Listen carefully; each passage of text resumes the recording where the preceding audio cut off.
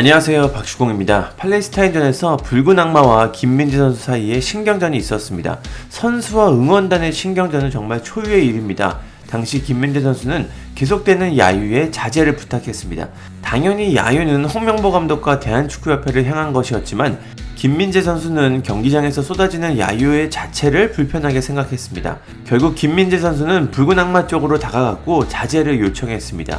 이후에 김민재 선수는 붉은 악마를 향한 단체 인사를 거부하면서 불편함을 드러냈습니다.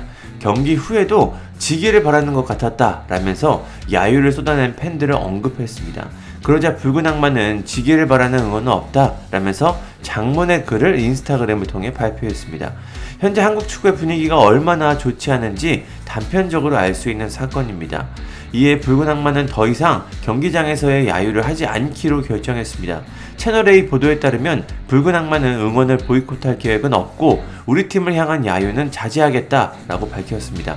홍명보 감독이나 정몽규 회장을 향한 야유 그리고 비난 구호를 하지 않겠다는 뜻입니다. 조호태 붉은 악마 의장은 손흥민 선수나 이강인 선수가 좀 힘이 되어줬으면 좋겠다는 이야기를 했었다. 2차전, 3차전은 1차전과는 양상이 많이 다를 것이다. 선수들을 응원하기 위해서 보이콧 이야기가 나와도 보이콧을 안 한 것이고 경기장에 가서 이렇게 이야기해야지만 이라고 했습니다.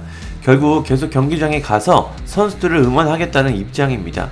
과거에 보이콧 이야기가 나왔을 때도 붉은 악마의 입장은 같았습니다. 당시 붉은 악마의 본질은 대한민국 축구 국가대표 선수들을 응원하는 것이다. 그 본질을 벗어나는 순간 붉은 악마는 존재의 이유가 없어지게 된다. 이번 사태는 축구협회의 잘못으로 경기장에서 뛰는 선수들이 응원을 받지 못할 이유는 없다. 다가오는 태국과의 2연전은 보이콧 없이 선수들에게 더 큰 목소리로 응원하겠다 라고 했습니다.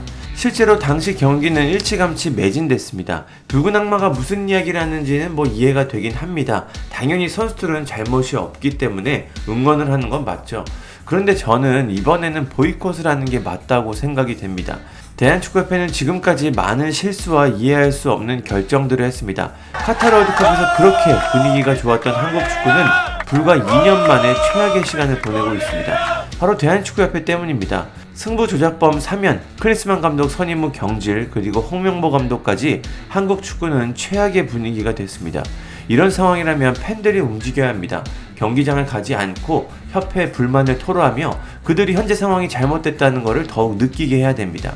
지금처럼 경기장에 가서 선수들을 응원하고 또 환호하면 달라지는 게 뭐가 있을까요? 결국 대한축구협회의 졸속 행정으로 선수들과 팬들만 피해를 입고 있습니다. 개인적으로는 경기장이 텅텅 빈 모습을 보여주면서 팬들의 마음이 떠났다라는 것을 눈으로 확인시켜줄 필요가 있어 보입니다. 하지만 현실적으로는 쉽지 않은 일입니다. 우리 같은 축구 팬들은 그런 생각을 하겠지만 일반적인 사람들은 현재 상황을 잘 알지 못하고 손흥민, 이강인 같은 선수들을 보기 위해 경기장을 찾을 가능성이 높기 때문입니다. 일반 팬들에게 경기장을 가지 못하도록 강요하는 것도 불가능한 일이고 그럴 수도 없는 일입니다. 참 어려운 문제입니다. 아무튼 붉은 악마는 지금처럼 보이콧도 하지 않고 이제는 홍명보 감독이나 대한축구협회를 향한 비판 구호도 하지 않을 예정입니다. 앞으로 한국 축구가 어떻게 될지 참 걱정스럽습니다. 감사합니다. 구독과 좋아요는 저에게 큰 힘이 됩니다. 감사합니다.